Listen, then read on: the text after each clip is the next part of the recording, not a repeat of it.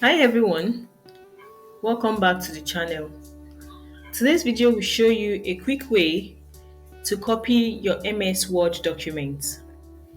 First is to open up the location of the document you want to copy. Click on your file manager, then you select the location in documents.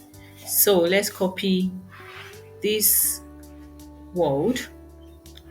Right, click on the document you want to copy, then select or you click on copy. This is the copy icon here, as you can see.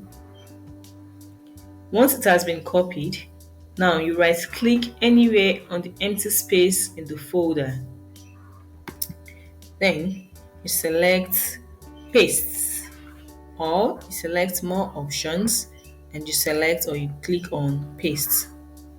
Now you can see that a copy of your original document containing the same data has been copied. So let's check it out. What is in the copied one and what is in the original document? The same thing. So that is how to make a copy of your Word document. Ensure to like and subscribe for more videos. See you in the next video. Bye.